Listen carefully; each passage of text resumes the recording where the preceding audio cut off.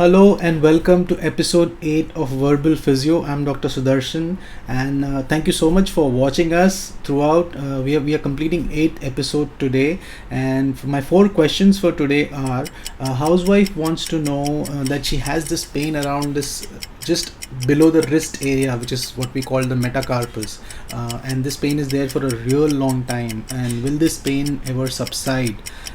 We have a question from someone who's into fitness, who's a fitness freak, and he has a rounded shoulder, and he wants to know, is there a solution? Can I improve my posture? We also have a person who's just got into fitness and who finds push-ups really difficult, and she wants to know, is it okay to skip push-ups, and if not, what is the exact way of improving it?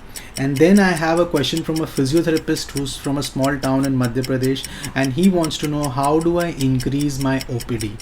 Okay, so thank you so much for all your questions, and before we start off the day, I would like to thank you all for watching this show. Our viewership on social medias like YouTube, Facebook and Instagram have been constantly increasing because a lot of you guys are watching this show and you're putting in your questions also. So thank you so much. And if you're watching this show for the first time, if you are a fitness freak or you are struggling from an injury, I am here to help you out in order to answer your questions, help you out to know, or probably give you some guidance whenever you need in terms of your fitness journey, or to help you get out of your injury. So you can write your question in this link below, which is drsudarshan.co/question.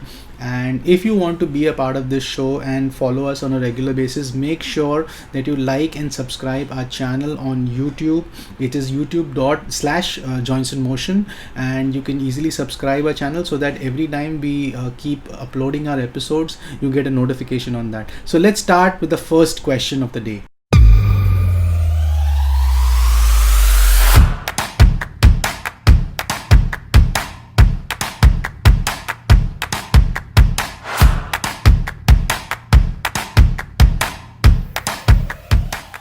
So the first question of the day is from Reshma, who's from Bombay, and she wants to know, I have severe pain in my wrist and fingers for the last 1 month, and I have been taking physiotherapy for the last 2 weeks, but there is not much of an improvement.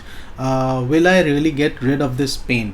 Thank you so much, Reshma, for writing in, and I can completely understand this pain which is around this area, which is also known as the metacarpal area, is really debilitating. Normally, it's very difficult to even lift objects, or probably even lighter objects. It becomes really tiring and painful. But yes, there is a solution to this, and we need to understand what exactly can be done. Well, pain in this area, essentially, what is more important is that we need to first rule out if you have a fracture.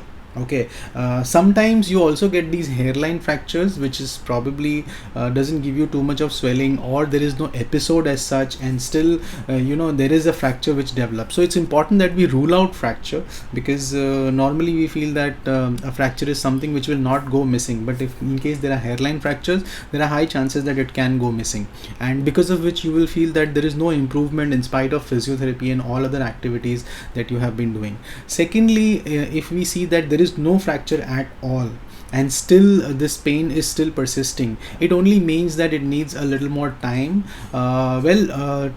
Inflammations of the tendons are really it takes a little bit of more time relative to any other injury. That's because the blood supply to these areas are relatively lesser, and consistent inflammation, overuse can basically result in too much of inflammation, because of which the recovery becomes very slow. So it's really important that you carry on with your physiotherapy. Whatever physiotherapy you have been doing, it will take a little bit of time, and there is a process. Firstly, we need to give it appropriate rest, ensure that the tendons are relaxed, rested, so that the inflammation process starts reversing.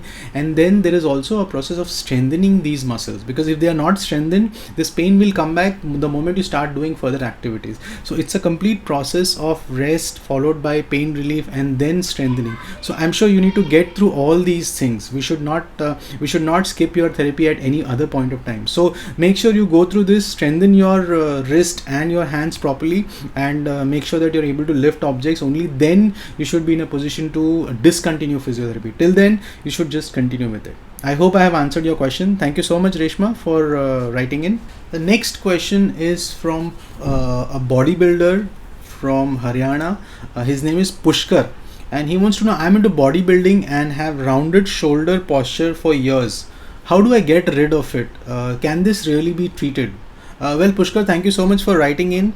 And rounded shoulder is a very common issue with bodybuilders, and the only reason for having rounded shoulder is basically misalignment or probably an imbalance between the kind of exercises that we tend to do and certain exercises or probably activities that we tend to completely miss out. So, for example, let's say if you have this particular posture, like as you can see in this particular diagram, normally you will tend to see that you have very tight upper trapezius areas, okay, and relatively a very immobile dorsal spine, or the thorax area, which is actually shown as immobile. At times it can also be because of tight pectorals. Now these tight pectorals normally would happen when you're overdoing chest exercises, okay, and you're not emphasizing too much on your core training, or you're not emphasizing too much on your protractors and retractors of your scapula, trying to get your scapula in a position. A lot of times it also happens when your lower trapezius and mid trapezius are also involved, where they are really weak, and even the serratus anterior. When I say serratus anterior, that is what means the overall core area also, which is essentially weak, and all these things can in fact lead to rounded shoulders. Now it can be corrected. Though it is a postural issue, it can very much be corrected. All you need to do is get the right balance of exercises, involve stretching as a part of your exercise, where you need a good amount of stretches for pectorals, where you need a good amount of stretches for your serratus, and start into strengthening and create a balance between your exercises of the chest and exercises of the shoulders also. Don't get into over exercising of any specific area, because this could probably lead to rounded shoulders. So thank you so much, Pushkar, for putting in your question. I hope I have answered your question.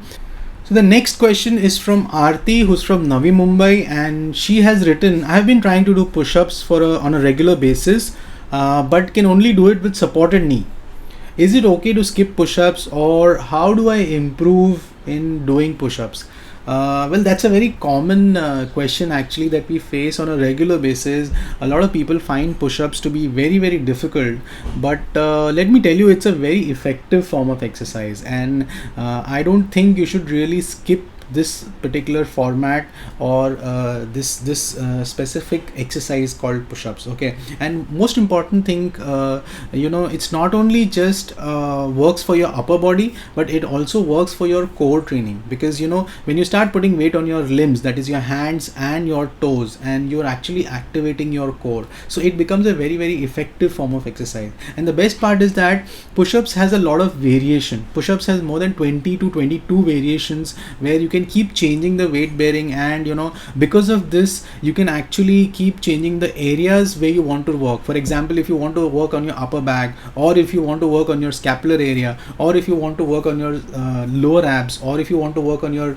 serratus areas, so based on that there are different kinds of push-ups that you can actually do. So I would not recommend you to skip push-ups, but yes, I can help you out to understand how you can gradually get into the right form of push-ups. So one most important thing is that do not compromise on the form that you are working on, okay. Don't go for counts in the beginning. Make sure that you have your form in the correct place. Even if you're doing this with knee supported, make sure that your hands are placed in the right position, the shoulders, elbows and hands are absolutely in the straight line, and you go way down when you're trying to go down while doing push-ups. Make sure you go way down there and gradually start taking that weight off your knee.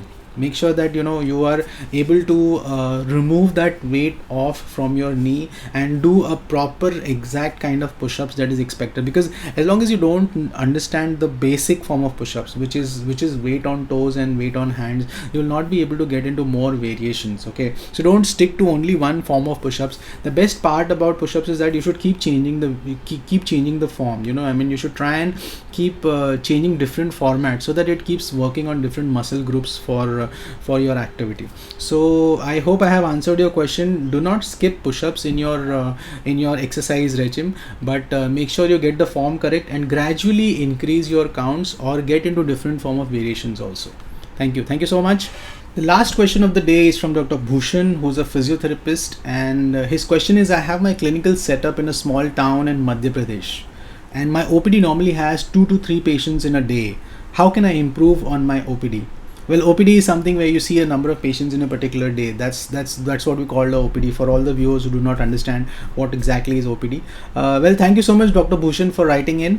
Yes, this is a very common problem that is faced by any practitioner in his early years of practice. And talking about physiotherapy, when we talk about physiotherapy, which is something what we need to do in a rural area or a rural setup, yes, the challenges are high. But I think every place, every culture has some lifestyle issues because of which they have some common problems that has to be treated by a physiotherapist. For example, in rural areas we will see a lot of cases on knee, cases on shoulder, and we'll see a lot of tendon inflammations because of overuse of hands, and also trigger fingers, which are very, very common. So I think you should be equipped to handle this and equipped to show results in this area. That is one thing. Second thing is, you need to create awareness about physiotherapy. Probably you can just hold some camps for a group of people and explain them about the importance of physiotherapy, how physiotherapy has a role to play, and how they can really get themselves, you can get differentiated from an orthopedician, a general practitioner, and what exactly a physiotherapy has a role to play in. So this way, what is important is that you need to create awareness about your profession. The more awareness you create about your profession, people will realize, they will understand that yes, he's the right doctor for your issues or your problems, and they will see you there. So it's important that you explain or give your views on what services you render from this particular place. So make sure you try working on that. And yes, it is a time consuming process, but probably if you spend about 9 months to 1 year doing this on a consistent basis, you will certainly see a good amount of change in your OPD. So thank you, Dr. Bhushan. I hope I have answered your question. And for all the viewers who are watching us, make sure you subscribe to our channel to get into the next episode and get a notification. It is YouTube/Joints in Motion. If you want to, you should come and subscribe to our channel to get notifications on a regular basis. And if you have a question for me, just put in your question in this link below. Just type this link below on your mobile, which is drsudarshan.co/question, and I will be more than happy to answer your question in the upcoming episode. So thank you so much. And we are also planning to do a little more change in our Verbl Physio episodes. We'll be shortly getting some renowned guest on this show who will be a part of the wellness community, who play a huge role when it comes to your holistic health, and we'll be having them on board, talking to them. And so you can put in your questions, whether you want to speak to a dietitian, whether you want to speak to a bariatric surgeon, you can actually put in the questions in those formats also, so that I will actually take up your questions with these experts in our upcoming shows. So thank you so much for watching, and this is Dr. Sudarshan Singh signing off.